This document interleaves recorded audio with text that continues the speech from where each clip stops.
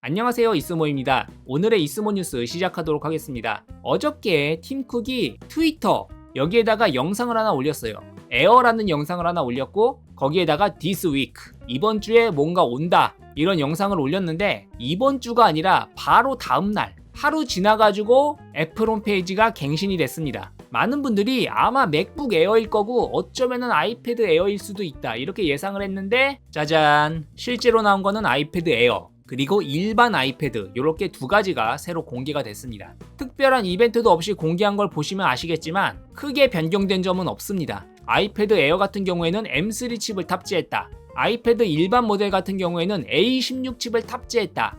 그럼 실제로 어떤 점이 변경됐는지 스펙 페이지를 보면서 한번 이야기를 해보도록 하죠. 일단 아이패드 에어 11인치랑 13인치 두 가지 모델이 있고 아이패드 에어 11인치 모델 같은 경우에는 949,000원부터 일반 아이패드 A16 모델 같은 경우에는 529,000원부터 가격이 스타트합니다. 그리고 여기에다가 셀룰러 기능을 추가하시려면 20만원 이상 추가 요금을 부담하셔야 됩니다. 대략 한 25만원 정도 하는 것 같아요. 일단 여기서부터 조금 경악스러운데 이게 디스플레이거든요. 디스플레이를 보시면 아시겠지만 90만원짜리 아이패드 에어에 프로모션이 안 들어갔습니다. 이 프로모션이 뭐냐? 120Hz 주사율 그게 안 들어간 겁니다.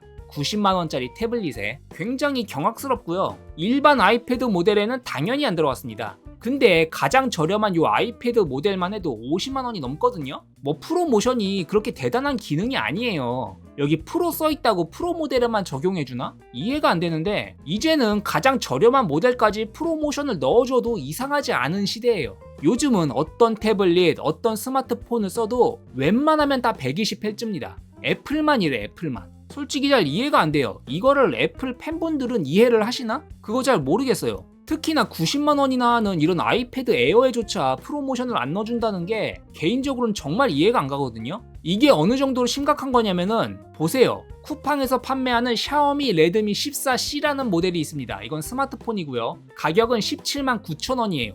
얘는 주사율이 몇일까요? 60Hz일 것 같습니까? 179,000원인데 샤오미에서 파는 가장 최하위 모델 중에 하나예요. 내려가 보시죠 한번. 예, 120Hz입니다. 쿠팡에서 판매하는 샤오미 제일 싼 모델도 120Hz를 넣어줘요. 이 120Hz 주사율이라는 게 무슨 급을 나누고 할 정도의 엄청난 기술이 아니라는 거예요. 최하급 모델에도 넣어줘도 돼 이제 120Hz. 근데 아직까지도 안 넣어준다. 심지어 90만원짜리 태블릿에조차 안 넣어준다. 진짜 말이 안 된다고 생각합니다 이거. 이거를 옹호할 수 있는 분이 계시려나? 잘 모르겠어요 이거는 진짜. 정말 이해 안 돼. 이 돈 주고 태블릿을 사는데 120Hz가 아니라는 게 전혀 이해가 안 됩니다 저는. 애플 팬분들도 이런 건 욕을 해야 돼요. 그래야지 바뀌지. 전혀 이해가 안 돼요 이거는 진짜. 아마 다음번에 풀 리프레시 되면 그때 넣어주려나? 그 다음에 아이패드 에어 11인치에는 M3 칩이 탑재됐고요. 8코어 CPU에 9코어 GPU가 들어갔습니다. 요거 GPU는 1코어 깎인 겁니다. 원래 기본은 8코어 CPU에 10코어 GPU예요. 하나가 컷된 칩이 들어갔고요. 당연히 애플 인텔리전스를 지원합니다. 그리고 아이패드 A16 모델 같은 경우에는 A16 칩이 들어갔고 5코어 CPU에 4코어 GPU가 들어갔는데 얘 같은 경우에는 CPU도 하나 깎였고 GPU도 하나 깎였어요. 원래는 6코어 CPU에 5코어 GPU가 기본입니다.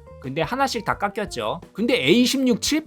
하면은 생각나는 게 있죠. A16은 아이폰 14 프로에 들어갔어. 그리고 일반 아이폰 15에 들어갔어. 그리고 걔네는 6GB 메모리였어. 그렇다는 건 애플 인텔리전스를 지원 안 합니다. 이것도 이해가 안 돼요. 아니 구형 모델을 지원 안 해주는 건 알겠어. 근데 이 아이패드 A16 모델은 이번에 새로 발매된 신형 모델이잖아요. 그럼 어떻게 해서든 애플 인텔리전스를 넣어줬어야지. 얘는 왜 애플 인텔리전스를 빼먹나요? 애플 인텔리전스를 그렇게 확장시키고 싶은 그런 마음이 없는 거 아닌가? 아니면 애플 인텔리전스에 대한 기대 같은 게 없나? 그냥 요즘 다른 기업들이 다 AI다 뭐다 하니까 그냥 등 떠밀려서 그냥 어쩔 수 없이 한 건가? 정말 요 애플 인텔리전스에 관심이 있는 걸까? 이런 의구심이 좀 들죠. 왜냐면은 이 아이패드 기본 모델 같은 경우에는 의외로 많은 분들이 굉장히 많이 구매하시는 모델입니다. 학생분들도 많이 구매하고 사람들이 다 고급 모델만 살 것 같지만 그렇지 않아요. 요 일반 아이패드 모델이 굉장히 많이 팔립니다. 근데 여기에 애플 인텔리전스를 안 넣어줬다? 이것도 굉장히 오만한 생각 같거든요. 이걸 왜 안 넣어줬을까? 이것도 정말 이해가 안 되긴 합니다.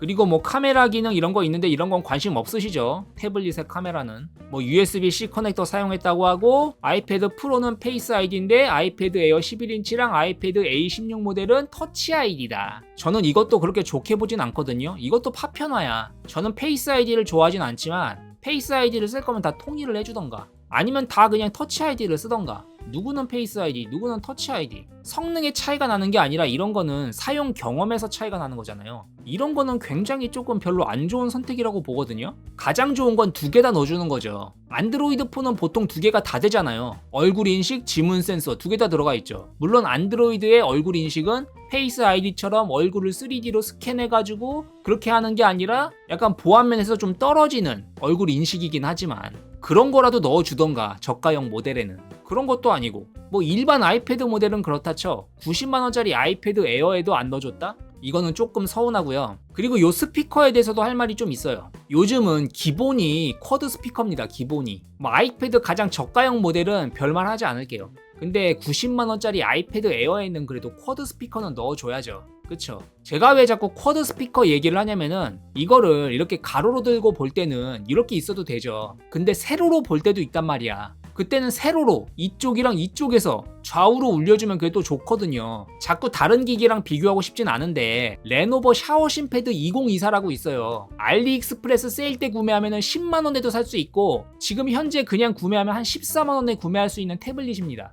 얘도 쿼드 스피커야. 얘도 14만원짜리 태블릿도. 물론 애플의 스피커는 훨씬 더 퀄리티가 좋고 뭐 저음과 음의 정확성이 어쩌고 할 수도 있겠지만 그런 건 모르겠고 일단 개수에서 차이가 나잖아요. 14만원짜리도 4개 넣어주는데 스피커 90만원짜리 태블릿에 이렇게 해주면 조금 저는 그렇다고 생각합니다. 요것도.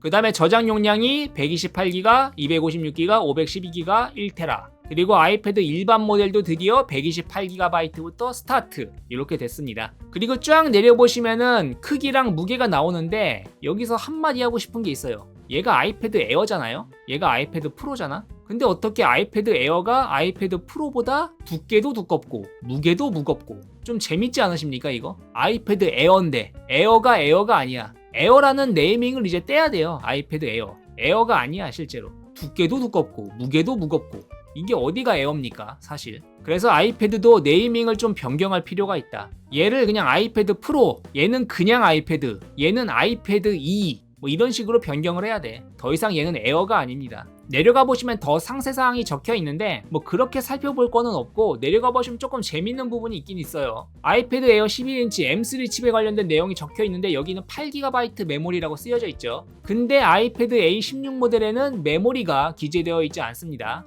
아마도 6GB겠죠. A16 칩 쓴 모델들이 거의 다 6GB였으니까. 그래서 얘만 메모리를 기재 안 해준 것도 뭔가 조금 짜친다. 여기까지 말씀드렸고 아이패드 에어 M3 모델이랑 아이패드 A16 모델 한번 알아봤습니다. 전체적인 소감은 뭐 실망스럽죠. 근데 뭐 따로 이벤트도 없이 홈페이지만 이렇게 갱신해가지고 리프레시한 거기 때문에 큰 기대는 하지 않았어요. 다만 이제 부탁이 있다면은 이제 120Hz 넣어줘라. 그리고 아이패드 일반 모델에도 애플 인텔리전스 좀 넣어줘라. 뭔가 계속 파편화가 되고 있는 그런 느낌이 듭니다. 누구는 되고 누구는 안 되고 어디선 되고 어디선 안 되고. 당연히 급이 다르다 보니까 성능 차이가 나는 건 괜찮은데 사용 경험에 있어서의 차이를 두는 건 별로 좋은 선택은 아니라고 개인적으로 생각합니다. 그 다음에 애플 관련 뉴스입니다. 마크 거먼이 또 한마디 했죠. 애플이 애플 인텔리전스를 만들고 있는데 요거 개발하는 게 꽤 어려운가 봐요. 이거 대화형 시리 만든다고 했잖아요. 요새 뭐 챗 GPT도 되고 뭐 제미니도 되고 하거든요. 약간 침착맨 채널이나 이런 데서 막 챗 GPT랑 막 대화하고 이런 거 막 영상 올리셨잖아요. 그런 것처럼 실시간으로 막 대화하면서 하는 그런 기능이 있는데 그걸 이제 애플도 만들려고 하는 것 같은데 조금 문제가 있는 것 같습니다. 대화형 시리 업데이트가 iOS 20으로 연기되었다. 이런 이야기가 있죠. LLM이라고 해가지고 라지 랭귀지 모델이라고 하나요? 대화형 시리 아키텍처가 iOS 19랑 같이 출시될 예정이었는데 계획했던 대화형 기능이 계획대로 구현되지 않았다. 그래서 대화형 시리를 사용하려면 조금 더 시간이 필요할 것 같다. 이런 이야기를 하고 있는 것 같습니다. 그래서 아이패드 일반 모델에 안 넣어줬나? 아직 시간이 더 걸리니까? 그리고 애플 내부 데이터에 따르면 애플 인텔리전스의 실제 사용률이 매우 저조화돼요. 저조한 데는 이제 두 가지 이유가 있을 수 있겠죠. 사람들이 관심이 없거나 아니면 성능이 별로거나 두 개 중에 하나일 것 같습니다. 그래서 루머에 따르면은 애플의 이 인텔리전스 기능이 업데이트되는 걸 보려면은 2027년 6월 2년 뒤 iOS 20이 출시될 때까지 기다려야 할 수도 있다. 이런 기사를 냈습니다. 그 다음엔 엔비디아 관련 뉴스입니다. 5070 리뷰가 공개가 됐습니다. 보시면은 이제 다양한 곳에서 이제 리뷰가 떴고요. 일본 폭게이머, 한국은 이제 브레인박스 등등 이렇게 쫙 있고, 아래쪽에 보시면 이제 K사존도 있죠, 한국에. 그래서 K사존에 가보면은 메인 페이지에 딱 떴습니다. RTX 5070 성능 공개. 5070은 4070 Ti를 넘을 수 있을까? 실패. 이거 기사를 볼 필요도 없습니다. 이 타이틀에 모든 게 들어가 있어요. 5070 성능은 4070 Ti만도 못하다. 4070 Ti랑 4070 슈퍼 사이다. 이렇게 생각하시면 될 것 같아요. 근데 이건 사실 리뷰를 안 봐도 쿠다 코어 개수나 이런 스펙이 공개됐을 때 예측이 된 상황이었죠. 사실 스펙만 봐도 어느 정도 예상이 되잖아요. 아니 이 스펙인데 무슨 엔비디아가 마법을 부리는 것도 아니고 하드웨어 스펙보다 좋게 나올 수가 없잖아요. 아니 누가 봐도 아반떼 엔진을 달았는데 페라리의 성능이 나올 순 없잖아요. 그렇기 때문에 스펙 공개된 것만 봐도 성능은 어느 정도 예측이 됐다. 제가 말씀드렸지만 5090 빼놓고서는 나머지는 전부 다 업그레이드입니다. 그냥 업그레이드. 5080, 5070 Ti, 5070 그리고 5060 Ti, 5060 전부 다 마찬가지예요. 다 업그레이드야. 40 시리즈에서부터. 근데 그 얘기는 30 시리즈 때도 있었죠. RTX 30 시리즈 때. RTX 40 시리즈 나왔는데 성능이 별로야. 업그레이드래. 아 존버합니다 50 시리즈. 그래서 존버했어. 50 시리즈 나왔어. 근데 50 시리즈도 업그레이드야. 또 존버해. 60 시리즈. 60 시리즈는 좋아질까요? 아마 60 시리즈도 60, 90 빼놓고선 그대로일걸? 아마 앞으로는 깡 성능은 계속 그냥 업그레이드고 MFG 기능, 멀티프레임 제네레이션 기능만 계속 발전시켜서 프레임만 뻥튀기 시키는 방향으로 그렇게 가지 않을까? 예측을 해봅니다. 그래서 재밌게도 지금 K사존 인기 검색어가 9070XT입니다. 엔비디아가 계속 이러다 보니까 이제 라데온에 조금 관심이 가시는 거겠죠. 그래서 9070XT 검색 결과를 보면은 다들 이제 가격에 관심이 있죠. 가격. 저는 이제 90만원이랑 100만원 사이에서 좀 나왔으면 좋겠다. 그래야지 경쟁이 될 것이다. 이렇게 생각하고 있는데 다들 약간 뇌피셜로 여러 가지 생각을 하고 계신 것 같아요. 어떤 분은 뭐 120만원, 130만원 할 것이다. 아니면 어떤 분들은 아니다. 요번엔 AMD가 큰맘 먹고 100만원대로 낼 것이다. 뭐 이런 소리 하시는 분들도 있고 근데 아직 모릅니다. 어떻게 나올지는. 제 생각에는 초반에는 그래도 하급기 기준 110만원 아래로 나오진 않을까? 110만원을 넘어가면은 조금 그렇거든요. 왜냐면 현재 5070 Ti 최저가가 160만원 정도예요. 158만원 이 정도예요. 근데 9070 XT 가격이 110만원을 넘어간다? 막 120, 130 한다? 그러면 얘랑 가격 차이가 한 3, 40만원 정도로 좁혀지게 되면은 아마 라데온으로 안 가시는 분들도 꽤 많을걸? 아무리 엔비디아에 실망을 했다고 해도 그래도 지포스에만 있는 기능이 있잖아요. 멀티프레임 제네레이션. 사실 그거 하나 때문에 이번에 비싼 거예요. 성능은 업그레이드인데 멀티프레임 제네레이션 그거 하나 때문에 비싼 거야. 딴 거 없어요. 프레임 뻥튀기 시켜줄게. 니네가 원하는 게 깡성능이야? 프레임만 오르면 되잖아. 니네 맨날 하는 게 몇 프레임 나왔나 그거 중요시하잖아. 우리가 그거 프레임 올려주겠다고. 멀티프레임 제네레이션으로. 이 소리를 하고 있는 건데 그 기능이 있느냐 없느냐도 꽤 차이가 있거든요. 왜냐면 앞으로 이제 MFG 지원하는 게임들이 나올 거기 때문에 그런 것들 감안하고 또 이제 엔비디아가 아무래도 사람들이 많이 찾잖아요. 브랜드 가치가 훨씬 높기 때문에 그런 거 감안하면은 9070XT가 막 120만원, 130만원 이렇게 나오면은 사람들이 그냥 엔비디아로 가죠 그냥. 그래서 뭐 총판 분이시든 AMD든 한국에 판매하실 때 이런 거 좀 잘 생각하셔가지고 판매하셨으면 좋겠습니다. 요번에 파실 생각 있으시면.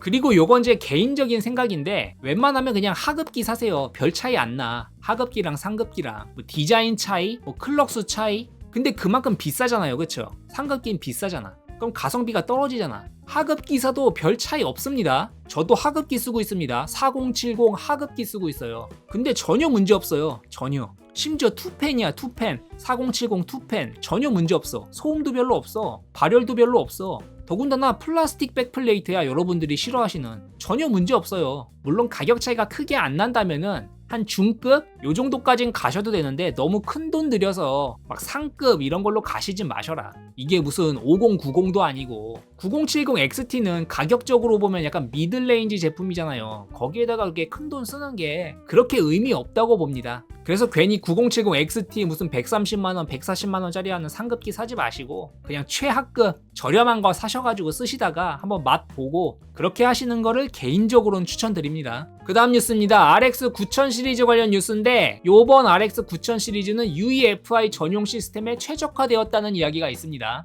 아니 UEFI가 뭔가요? 잘 모르실 수도 있는데 아마 요 몇 년 사이에 컴퓨터 구매하신 분들은 거의 다 UEFI 모드일 겁니다. 요즘은 UEFI 지원 안 하는 메인보드가 오히려 없어. 다 지원해요 요즘 거는. 근데 지원은 하는데 UEFI 모드로 PC를 세팅 안 했을 수도 있어. 그런 분들도 계십니다. 요거 확인하는 방법은 윈도우 창 여시고 MS 인포 32 요거 치시면 됩니다. 요거 치시면은 요런 시스템 인포메이션 창이 나오면서 여기 바이오스 모드가 나오죠. 여기가 UEFI라고 뜨시면은 UEFI 모드로 세팅이 되어 있는 겁니다. 이게 안 되어 계신 분들은 레가시라고 뜨겠죠 여기가. 그래서 요 부분 확인해 주시면 될 것 같습니다. 근데 혹시나 요게 레가시로 되어 계신 분 함부로 이거 UEFI로 변경하지 마세요. 잘 알아보고 하셔야 됩니다. 이거 잘못하면은 윈도우 기동 안 됩니다. 변경할 수 있어요. UEFI로 변경하실 수 있는데 잘 알아보시고 하는 법 잘 확인하시고 하세요. 백업 잘 하시고 괜히 성급하게 나 레가시잖아 UEFI 모드로 변경해야지 했다가 윈도우 기동 안 되는 그런 상황이 발생하실 수 있으니까 알아보시면은 그렇게 어렵진 않아요. 잘 확인하시고 변경하실 분은 변경해 주시면 좋을 것 같습니다. 그리고 레가시 모드로 되어 있다고 해서 사용을 못하는 건 아닙니다. UEFI 모드일 때 최고 성능이 나온다는 거예요. RX 9000의 모든 장점을 활용하려면 UEFI 모드가 필요한 거지 레가시 모드라고 RX 9000 시리즈 그래픽 카드를 사용할 수 없다는 건 아니에요. 그러니까 너무 성급하게 이걸 UEFI 모드로 변경하시려고 하실 필요는 없다. 이런 말씀을 드려보겠습니다. 그 다음 뉴스입니다. 샤오미가 조금 공격적인 행보를 보이고 있습니다. 일단 첫 번째로 포코 X7 프로 제 채널에서도 소개시켜드렸던 적이 있는데 요거 정식 발매한다고 합니다. 3월 7일 요거 중급기 폰으로 성능 꽤 괜찮은 모델입니다. 디멘시티 8400 울트라 사용한 스마트폰이에요. 참고로 정확하진 않은데 아마 44만 8천원 요 정도의 가격으로 나올 거라고 하고 아마 발매할 때 요 쿠팡에서 라이브 하면서 더 할인된 가격으로 아마 판매할 수가 있습니다. 그렇기 때문에 요 포코 X7 프로 혹시나 기다리신 분이 계시면은 요 쿠팡 라이브를 한번 기대해 보시면 좋을 것 같습니다. 그리고 이것뿐만이 아니라 샤오미에서 전용 앱도 런칭을 했습니다. 여러가지 이벤트를 하는 것 같아요. 샤오미 앱을 이용해서 구매하시면은 할인 이벤트 이런 것도 하고 있는 것 같습니다. TV 구매 특별 이벤트 이런 것도 하고 있고요. 보시면은 샤오미 100인치 TV도 판매하고 있습니다. 100인치 TV가 299만 8천원. 야 싸다. 100인치 TV가 299만원. 그래서 스마트폰 이런 것뿐만이 아니라 TV나 가전제품 이런 것도 한국 상륙하려고 여러가지 계획을 하고 있는 것 같아요. 그렇기 때문에 생각 있으신 분들은 이런 것도 한번 살펴보시면 좋을 것 같고 또 요건 의외였던 게 샤오미에서 요번에 샤오미 15 울트라 이거를 국내 정식 발매한다고 합니다. 샤오미 15 울트라는 이렇게 생긴 스마트폰입니다. 제가 며칠 전에 소개시켜드렸던 적이 있어요. 약간 라이카 같은 디자인을 한 엄청나게 큰 카메라 성능을 가진 카메라 성능에 몰빵한 그런 디자인의 스마트폰이라고 보시면 될 것 같아요. 이거 굉장히 비쌉니다.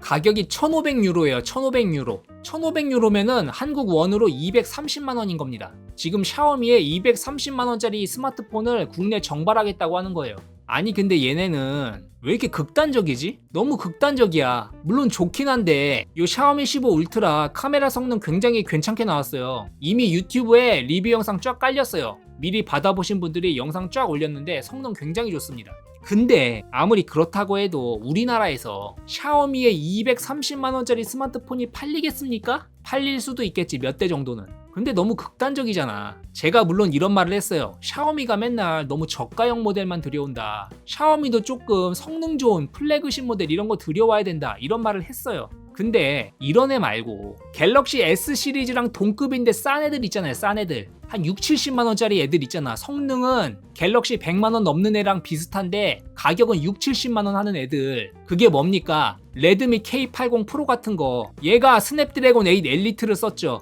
50메가픽셀 광각 카메라, 50메가픽셀 망원 카메라, 32메가픽셀 초광각 카메라. 얘가 얼마입니까 가격이? 500유로.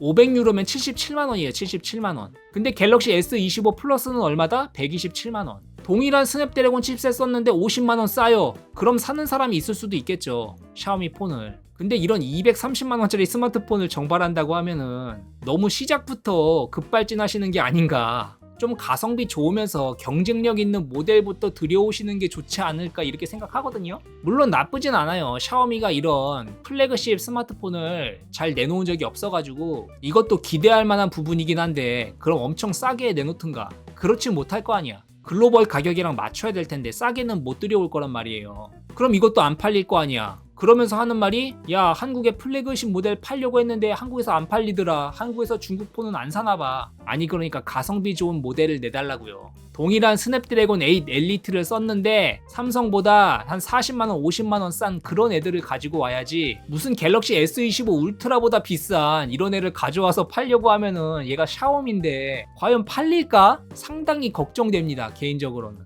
좀 궁금하긴 한데 요 모델 저 궁금하긴 하거든요. 어쨌든 샤오미가 국내 점유율이 굉장히 낮다고 뭐 1%도 안 된다 이런 말을 하잖아요. 근데 요번에 좀 각 잡고 요 포코 X7 프로 요 모델도 발매하고 이런 TV나 로봇 청소기 여러가지 가전제품들도 판매하려고 하고 있고 요런 200만원이 넘는 스마트폰도 판매한다고 하니까 기대 반 걱정 반입니다. 개인적으로는 좀 잘 됐으면 하는데 좀 제품 선정을 잘 해줬으면 좋겠다. 요런 우려의 말씀을 좀 드려보겠습니다.